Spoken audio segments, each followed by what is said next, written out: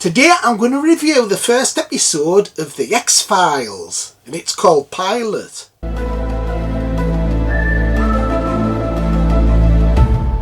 The first episode of The X-Files was called Pilot, and it was broadcast on the 10th of September 1993. The X-Files did 11 seasons, 218 episodes and 2 films. The first run of The X-Files lasted 9 seasons from 1993 to 2002. Then in 2018 they made season 10, which was a short season. It only lasted 6 episodes. Then in 2018 they made a final season, season 11, and that lasted 10 episodes. Also 2 films have been made. The X-Files in 1998 and The X-Files I Want to Believe in 2008. The show was created by Chris Carter and it was inspired by a TV show called Kolchak the Night Stalker from the 1970s. The X-Files was a massive success in the 1990s and became a part of pop culture.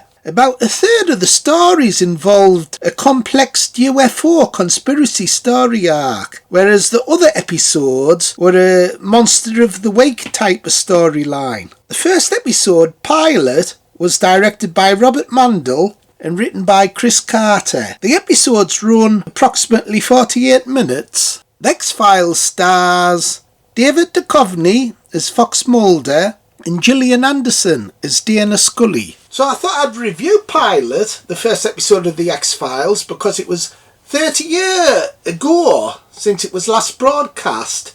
The X-Files, a new dramatic series premiering Friday, September 10th on Fox. So although the story for the first episode is not particularly unique, it's just alien abductions, it's more about introducing the 2 main leads and what the show's about.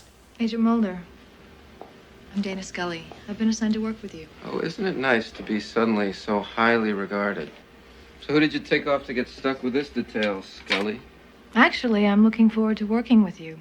So Mulder and Scully, the total opposites. Fox Mulder's more your traditional conspiracy theorist. He's open-minded, which is a good thing, but he can be a little bit naive. He wants to believe everything. And that's because his sister was abducted when he was a kid. So the aliens kidnapped his younger sister. And that's what got him into the X-Files, find out what happened to his sister. Whereas Scully, she's more close-minded. She believes more in a scientific explanation. So she's very critical of Fox Mulder. But eventually she does start to believe. So the 2 polar opposites to start with. One a skeptic, one a believer.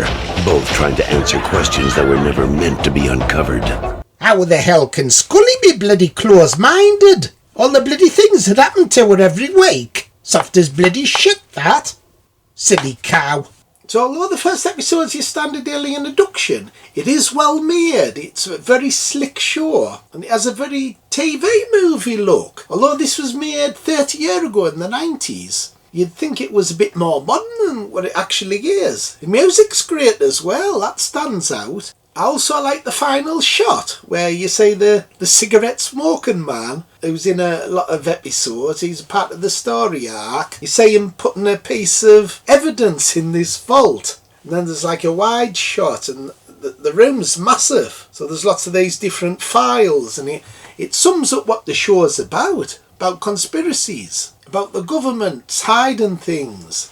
I wouldn't bloody trust the government as far as I could bloody throw them. The buggers lie more than Prince Andrew. Peculiar medical condition, which is that I don't sweat, or I didn't sweat at the time. And that was, yes, I didn't sweat at the time.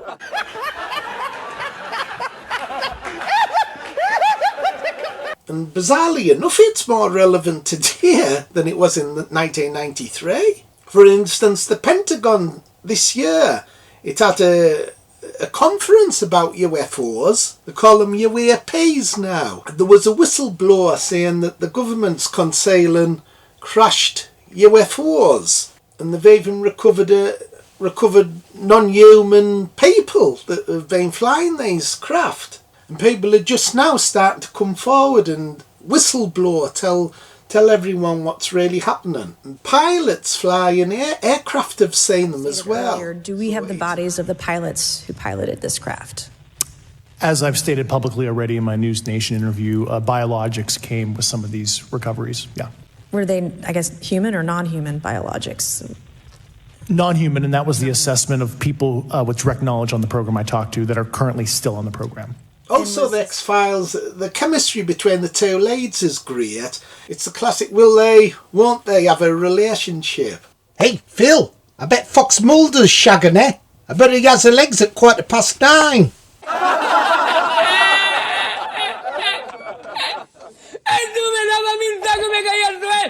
He's the box set of all the seasons, 218 episodes. I'll never get around to watching it.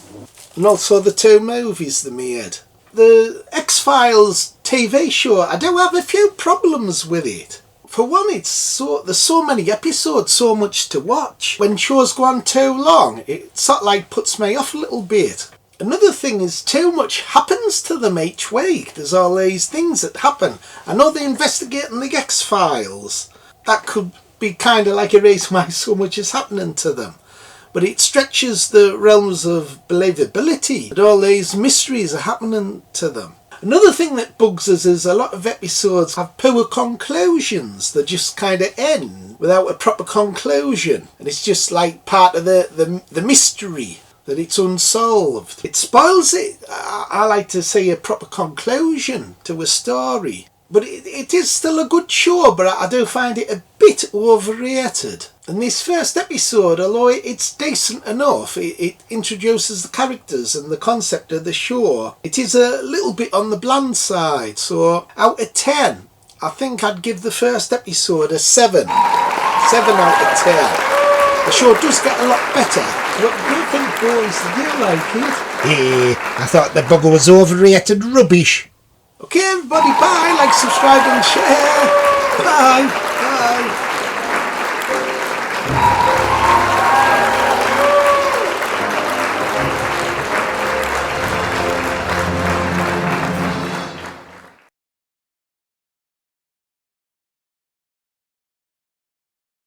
Or I didn't sweat at the time. And that was, yes, I didn't sweat at the time.